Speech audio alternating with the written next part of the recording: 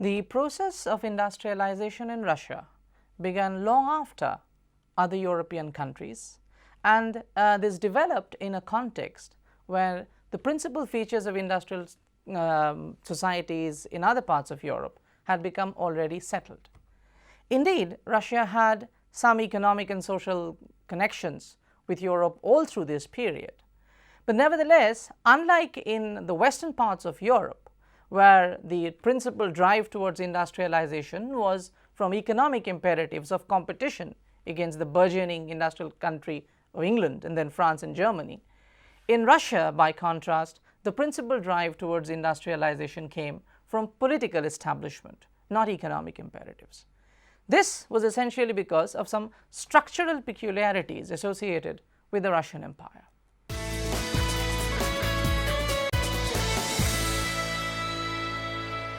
In the first place was the problem of the market.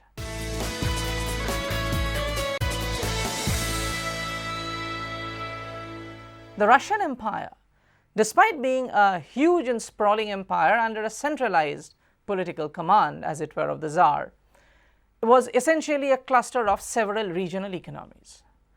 In the West, in European Russia, comprising what is today the central industrial region of Russia, alongside the Baltic states of what today are the Baltic states of Lithuania, Estonia, and Latvia, along with the Russian-occupied region of Poland. This together constituted what was known as the Central Industrial and Central Agricultural region, spreading from St. Petersburg in the north to about Moscow and Nizhny Novgorod in the south, from Warsaw in the west to Moscow in the east. Here, the principal economic activity constituted of the commerce that came in from the Baltic regions, the industrial activity in and around the region of Moscow in the Volga Basin in the Nizhny Novgorod region, catering to the demands of the urban constellations of St. Petersburg, Warsaw, and Moscow, along with an agricultural hinterland that catered to the needs of the courtly and administrative centers of Moscow and St. Petersburg. To the south lay the breadbasket of the Tsarist Empire in Ukraine, the mineral-rich region of the Urals, the regions of the Russian Empire in the Caucasus, such as Armenia, Azerbaijan, and Georgia, which were acquired from the Persian Empire in the early 19th century, and the Russian penetration of Central Asia of the 1860s, where the Turkestan region came up in what is today the Central Asian republics of Kyrgyzstan, Kazakhstan, Turkmenistan, Tajikistan, and Uzbekistan. To the east, in Asiatic Russia, lay the vast provinces, the vast valleys of the river Sibir, inhabited by the tribals of Yakutias and Tunguns. These was principally the fur trapping and hide countries. This is where Russia was content only in exploiting the surplus generated in terms of the animal-based, the animal husbandry-based and fur trapping-based economy of the East. In the Turkestan region, the principal activity it comprised of the animal husbandry, milk and dairy products, as also it constituted the principal staging post of agrarian commerce with the Ottoman and Persian empires. So the various regions of Russia, the Central Industrial region, the Urals, the Ukraine, the Central Asian component of Russia, and also the fur trapping east, these were almost independent regional economies which were united by the fact that surplus was extracted from all of them towards converging in the capital region of St. Petersburg. In Turkestan, the principal trading partner happened to be the Persian Empire. In Ukraine, the principal commercial partner happened to be the Ottoman Empire. So the various regional economies had different orientations. None of them actually converged to create a large domestic market that is considered to be almost an essential feature of any industrial development.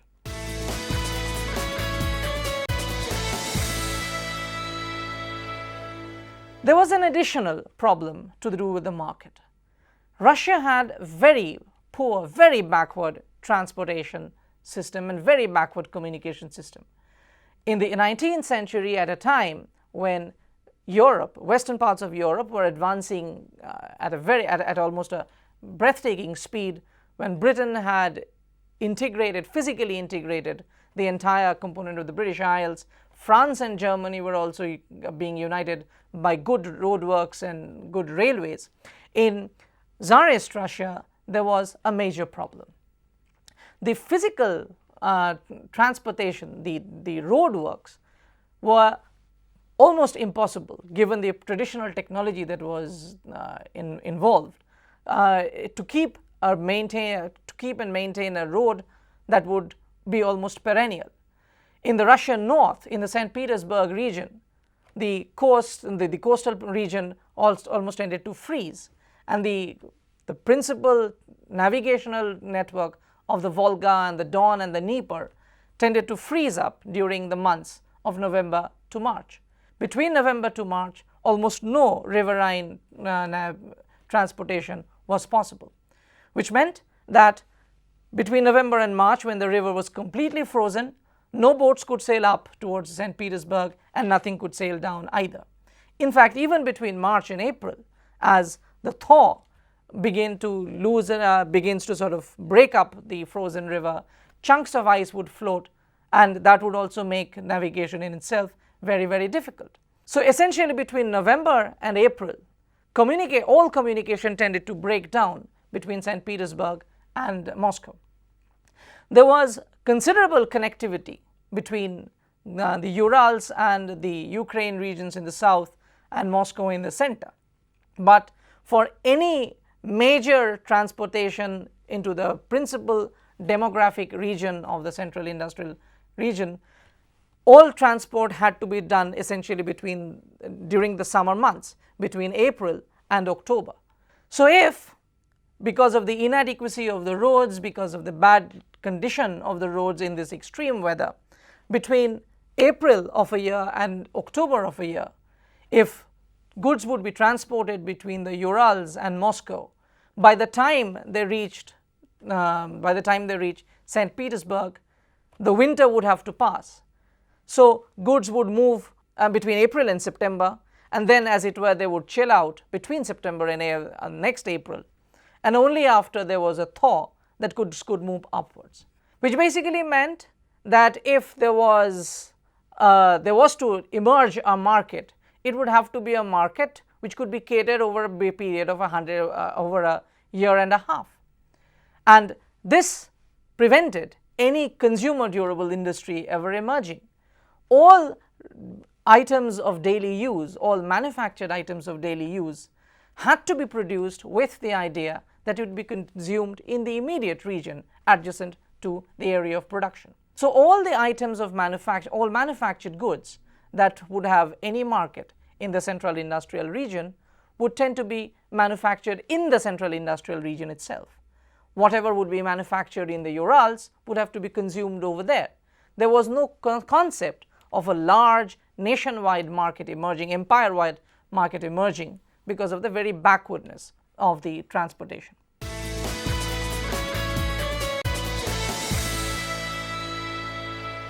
There was a second very serious problem that Russia was afflicted with.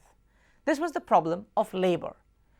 In Russia, because of the extreme climate and because of the inhospitable terrain of the lands, the general propensity of demographic clusters, the general propensity of settlements, the general settlement patterns tended to be located in very small areas. So there would be areas which had a very high density of population, and then there would be vast stretches of the countryside which were completely uninhabited, completely uncultivated. In this kind of a situation of extreme climatic conditions, all economic activity had to be carried out under the very old traditional system of serfdom. Serfdom, which had more or less phased out of Western Europe by the 15th and the 16th centuries, and had begun to be assailed in other parts of Eastern Europe by the end of the 18th centuries, and it had collapsed as far east as in Prussia in the early 19th century survived, it was alive and kicking in Russia till the second half of the 19th century. There was a reason for this. Because of the harshness of the climate, mobility of labor was completely unthought of, because all the economic activity would be considered to be the responsibility of the estate of a feudal lord. The feudal lord was in charge essentially of all the productive activities in a region, from which he would extract the social surplus and transmit to Moscow by way of revenue. This responsibility of the feudal lord had its inevitable corollary in the practice of serfdom, because the feudal lord was responsible for the total volume of production and for the revenue to be handed over. He made sure that labor remained to work this thing out. And because of the harshness of the climate and because of the problems of the market, the feudal economy in Russia tended to be labor intensive rather than capital intensive. So more and more units of labor had to be thrown into cultivation of the lands. This did not mean that all economic activity would necessarily have to be limited to agriculture. There were areas where, in spite of throwing more and more units of labor into the agricultural estate, adequate agricultural surplus would not be generated. In Russia, the tendency towards artisanal production also therefore had to be orchestrated by the feudal lord. If the agricultural productivity was not adequate in a particular estate, the feudal lord would encourage the serfs to engage in artisanal production.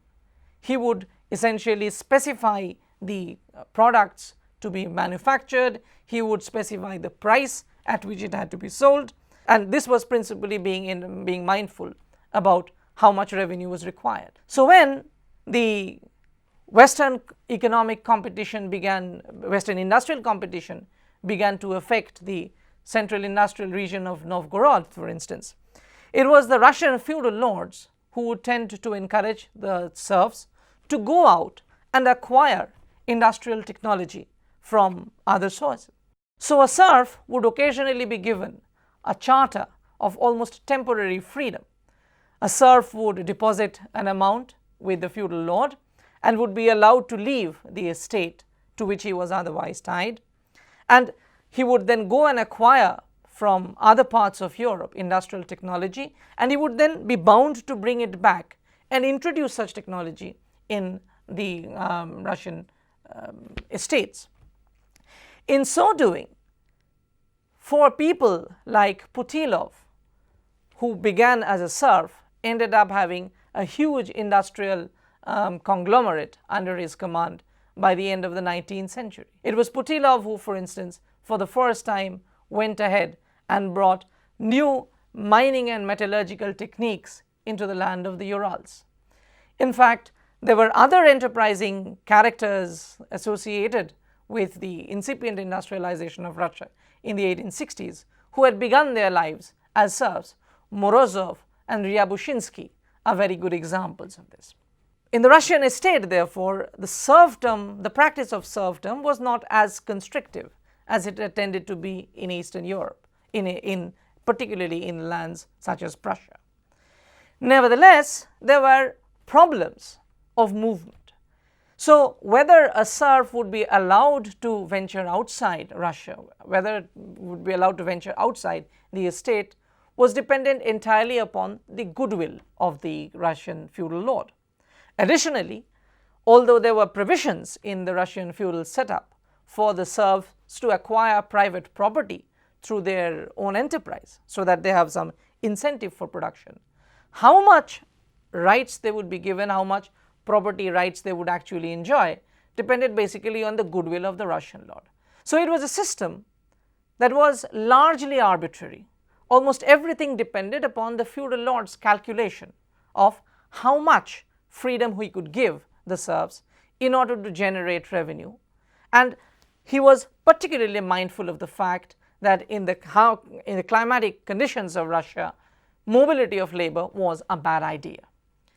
So a large number of the Russian people who were beneath the station of either the feudal lords or the urban bourgeois characters, which are few and far between, the bulk of the Russian population remained working in the agricultural estates owned either by the state or by the feudal lord or by the king himself.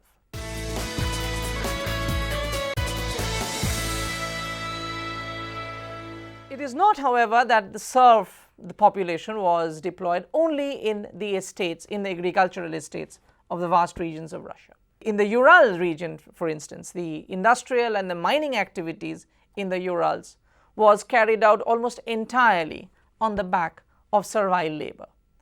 The Ural region being still more inhospitable in terms of climatic conditions, it was considered equally inadvisable in the Urals to give any sort of freedom of movement to the laborers. Hence, the people tended to be locked onto the mines and the industrial enterprises over there, and this the Russian government had full support in, largely because the mining region of Urals was geared entirely, almost entirely, to the military sort of production for the Russian state. So the mines of Urals were being, and the coal and iron industry of Urals was principally devised and run with the aim of meeting the demands generated by the state by means of warfare. So long as there was no social imbalance in the Russian Empire, inside the Russian Empire, the way there was developing in France or Germany in the early 19th century, the Russian Empire considered itself to be particularly safe. The change really begins when Russian industrial backwardness was thrust onto it by way of a big news of the defeat in the Crimean War.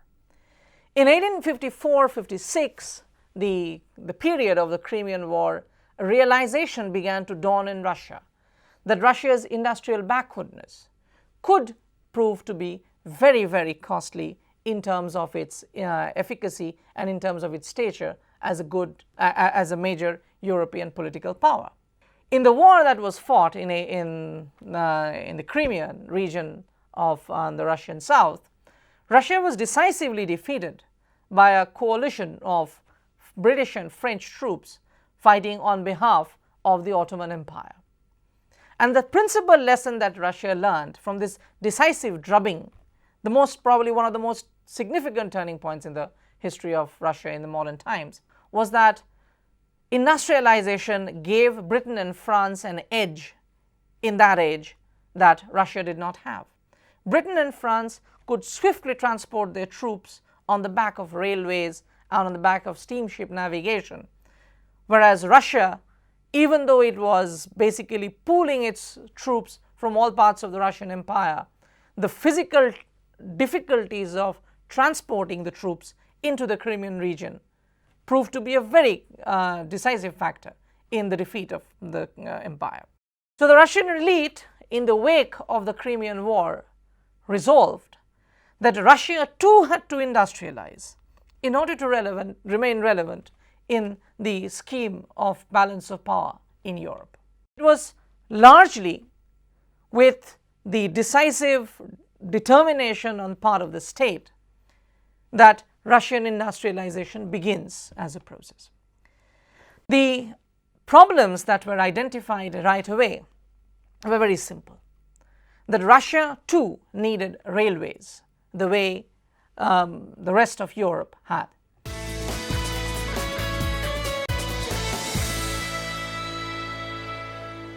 The realization that Russia needed railways in order to remain relevant in the European scheme of things was accompanied by a further realization that Russia must be able to develop industrially in order to sustain that railroad development.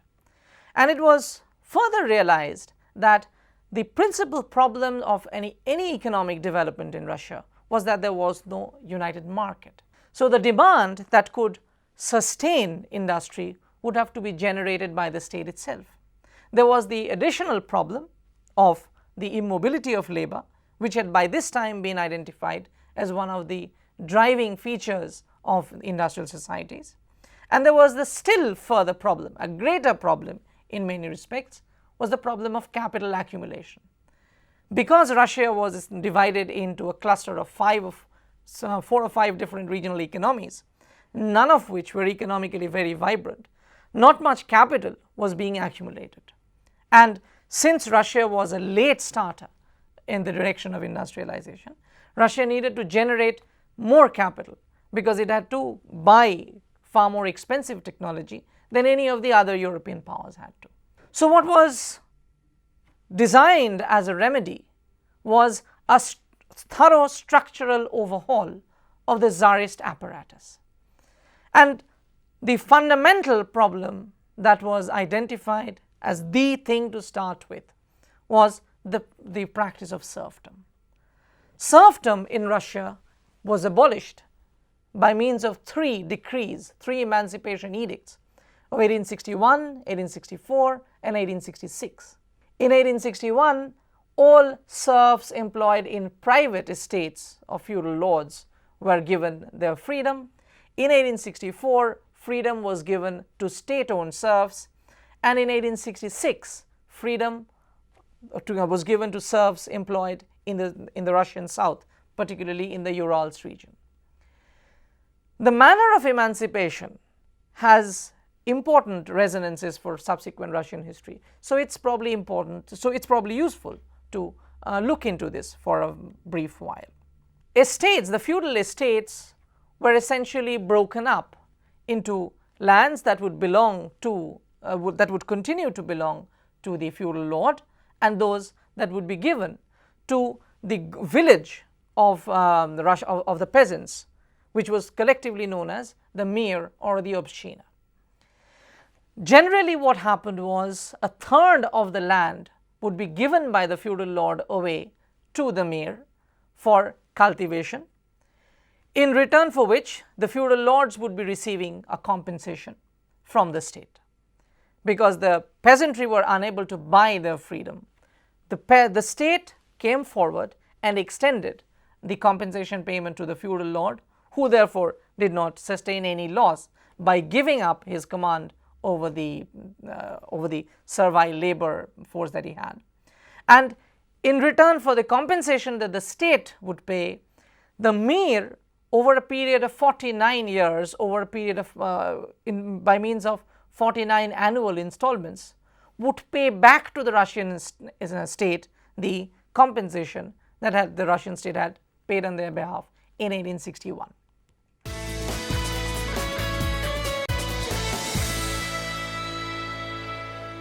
The structural problem that this manner of emancipation posed before Russia was particularly significant.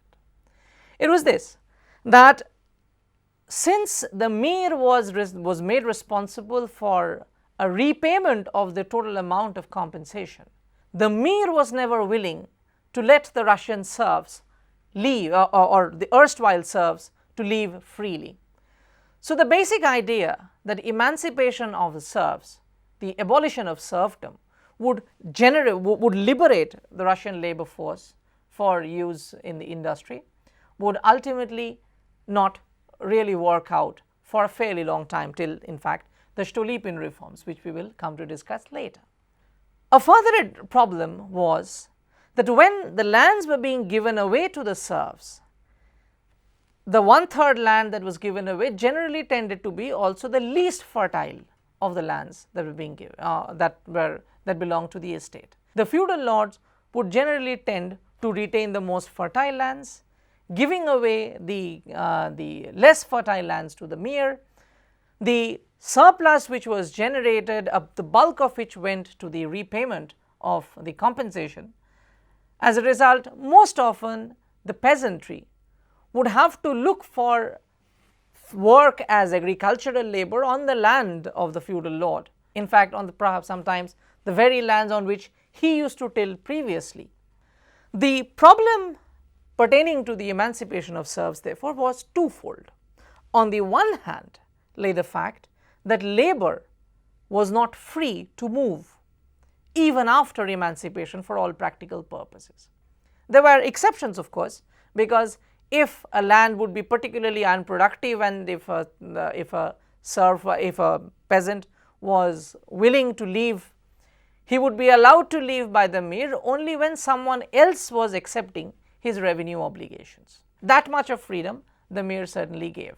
But for all other practical purposes, the mobility of the serfs, of the erstwhile serfs, remained very restricted. There was the still further problem. It was hoped that once the Russian peasantry would be given their freedom, they would be gaining incentive to produce more, to increase productivity, to earn more, and therefore also to generate a demand for a domestic industrial activity. If the Russian peasant would consume more, then the Russian industry would also have urge to innovate and cater to a larger market.